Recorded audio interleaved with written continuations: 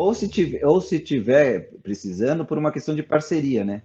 Porque Exatamente. não é todo o produtor também que é, vamos falar, sacana, falar português claro. Esse, esse é o gancho que eu ia pedir, né, para comentar, porque, assim, gente, o ideal, uma situação que a gente precisa chegar é essa situação de comunhão, de chegar todo mundo nesse caminho do meio. O que é o caminho do meio?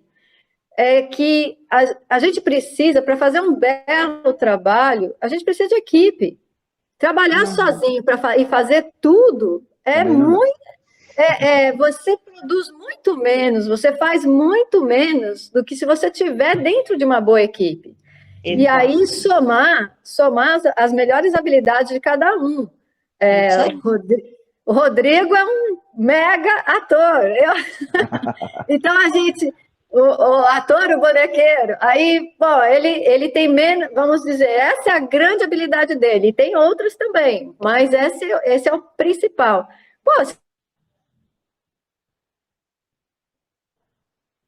tiver uma equipe com a parte de cenografia, outra vai mexer com pensar a logística, outra vai pensar vai fazer a negociação dos shows que estão prontos, do espetáculo que está pronto, vai negociar.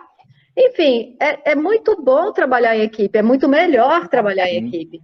Então, mas o que não pode acontecer é alguém, por exemplo, que tem os dois lados da moeda também, né? Essa situação do produtor, por exemplo.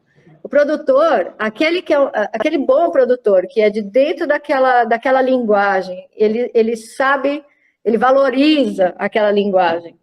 E aí ele quer fazer muito para que esse grupo chegue em espaços importantes, né? De visibilidade, difusão, fomento. Só que aí ele tem que fazer tudo pelo artista. E isso é muito pesado.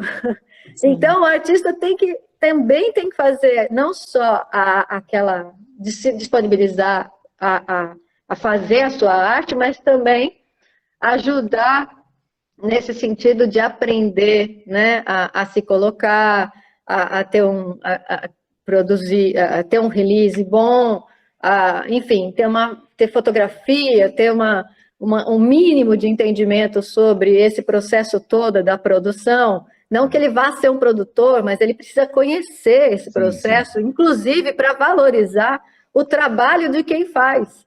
Porque é isso, né? Para a gente ter essa empatia de valorizar o que o outro está fazendo, se a gente passar e ficar na pele da outra pessoa e fazer o que ela está fazendo, aí a gente vai ter um entendimento melhor do valor daquilo. Mas o ideal mesmo é o ideal, e a gente pode caminhar para isso, é só trabalhar nesse sentido, de valorizar cada estágio, pré-produção, produção e pós-produção, e as pessoas, as diversas profissões que estão ligadas nisso tudo, né? Porque é isso que a gente precisa chegar, sabe, nesse ponto. E, claro, sempre vai ter, eu comento que numa curva de Gauss, a gente, para tudo, né? Você tem o desvio para a esquerda, o desvio para a direita e a média. Na média, a gente tem o que é padrão, né?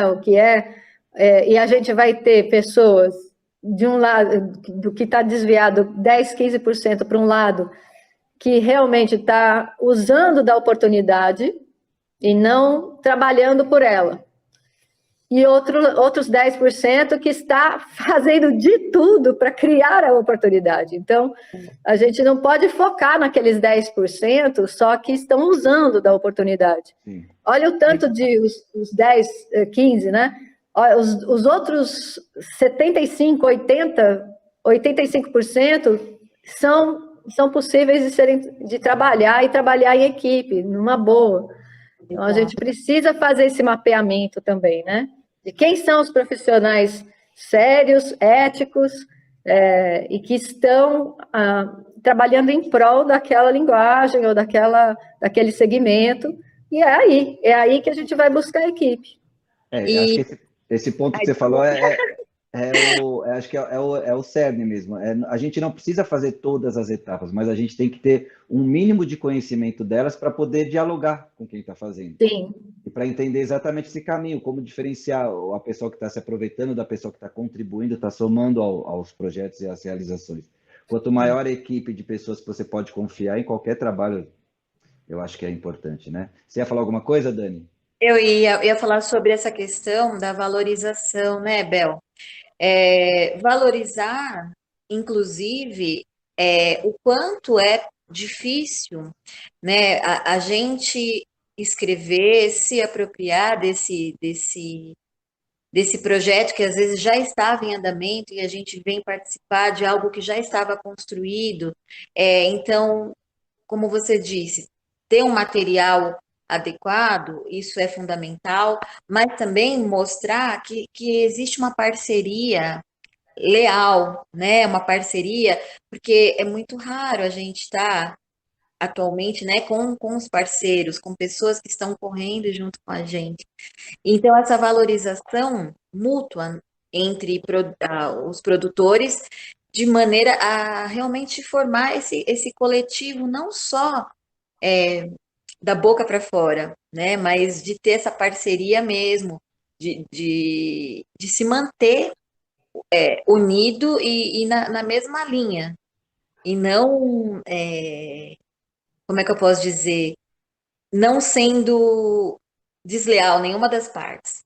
Nesse sentido, eu proponho, assim. Eu acho que é uma boa saída, inclusive, para evitar qualquer tipo de intercorrência ou situações que não são boas para ambas as partes, né?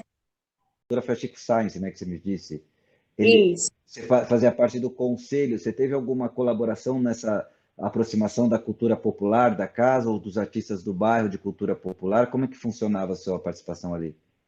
Assim, ali, de forma geral, na Casa de Cultura, né, a gente sempre negocia. As pessoas que fazem parte ali dos grupos de forró, eu também conheço, são vizinhos, são pessoas, na verdade, como é que eu posso dizer?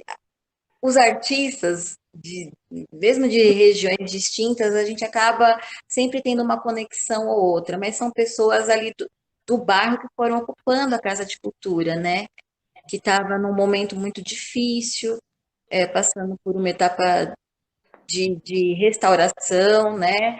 Nós estávamos ainda sem coordenação, então foi um momento assim de retomada desse equipamento público.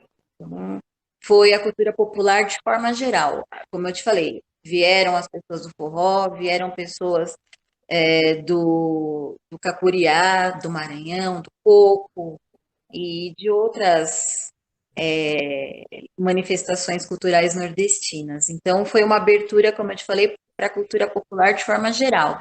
E eu acabei trazendo essa manifestação dentro do teatro, através de projetos que comunicassem as diversidades dentro da cultura popular nordestina.